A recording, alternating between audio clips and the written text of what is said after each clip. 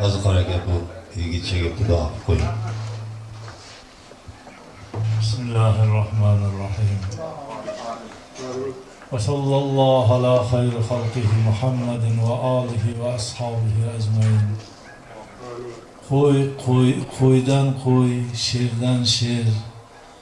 Hofizning bolasi albatta go'zal hofiz bo'ldilar. Alloh umrlari uzoq bo'lsin. Tanlari sog' bo'lsin. Yomon ko'z, nazar, nafasdan yaratgan Alloh hamisha o'z himoya, o'z panohida saqlasin. Alloh taolo fayzi ilohiy bersin.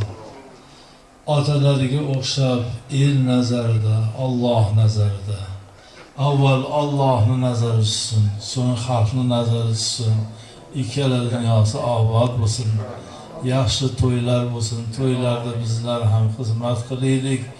Alloh taolo egam mana shu otalardaqa elni nazarida, xalq tilida doimo bo'lib kelsinlar.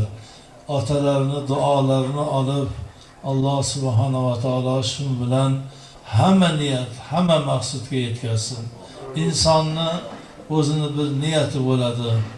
Bir Arabiy sahroda tuyasini yo'qotib qo'yib, endi o'ldim.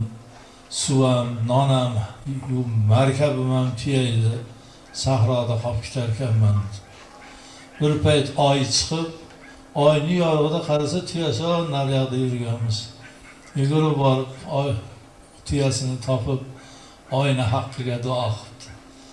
Martabang baland bo'lsin desa, o'zi martabasi baland joyda. Chiroyli bugun desa, o'zi oyday. Hay oy, seni ham bir dilingda niyating bordir. O'sha niyatingga Alloh yetkazsin degan ekan.